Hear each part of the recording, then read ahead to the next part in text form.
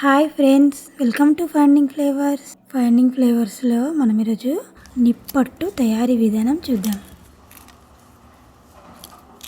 ముందుగా ఒక mixie jar తీసుకొని అరకప్పు పుట్నాలు, అరకప్పు వేయించి పొట్టు తీసుకున్న పల్లీలు, 1 టీ స్పూన్ జీలకర్ర వేసి బరకగా మిక్సీ పట్టాలి.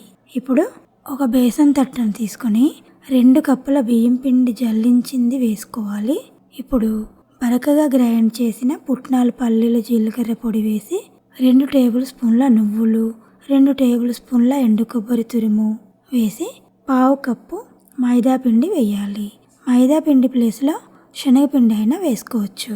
2 టేబుల్ స్పూన్ల బొంబాయి రవ్వ వేసి సరిపడినంత ఉప్పు వేసి 1.5 టేబుల్ స్పూన్ కారము ఒకసారి కలిపి 2 టేబుల్ స్పూన్ల ఆయిల్ని వేడి చేసి ఈ పిండిలో పోయాలి. వేడి ఆయిల్ పోసాక ఒకసారి చెంచాతో కలిపి వేడి తగ్గాక చేత్తో బాగా కలిపి గోరువెచ్చటి నీళ్లు పోస్తూ కలపాలి. ఈ పిండికి 1.5 కప్పు వరకు నీళ్లు పట్టినాయి. మరీ మెత్తగా కాకుండా మరీ గట్టిగా కాకుండా ఈ విధంగా కలిపి ఈ పిండి ఆరిపోకుండా మూత పెట్టుకొని పక్కన పెట్టాలి. ఇప్పుడు డీప్ ఫ్రైకి ఆయిల్ పెట్టుకొని ఒక ఆయిల్ కవర్ కానీ లేదా ఏదైనా ప్లాస్టిక్ కవర్ కానీ తీసుకుని కొంచెం ఆయిల్ అప్లై చేసి కలిపి పెట్టుకున్న పిండిని చిన్న చిన్న ఉండలుగా చేసి ఈ విధంగా చేత్తో అయినా ఒత్తుకోవచ్చు, లేదంటే ఒక ప్లేట్ సహాయంతో కానీ ఇలా ఒత్తుకోవచ్చు, లేదంటే చపాతీ కర్రతో కానీ ఇలా ఒత్తి ఏదైనా గిన్నెతో ఇలా కట్ చేసుకోవచ్చు. ఇలా ఒత్తుకున్న ఈ నిప్పట్లని మీడియంగా వేడైన ఆయిల్లో వేసి మీడియం మంట మీదనే వేయించుకోవాలి.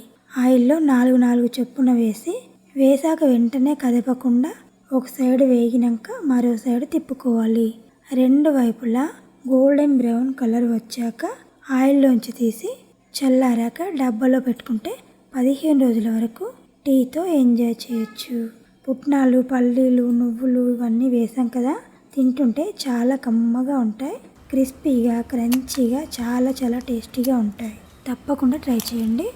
ఈ వీడియో మీకు నచ్చినట్లయితే ఒక లైక్ ఇచ్చి మీ ఫ్రెండ్స్కి షేర్ చేసి మా ఛానల్ని సబ్స్క్రైబ్ చేయండి.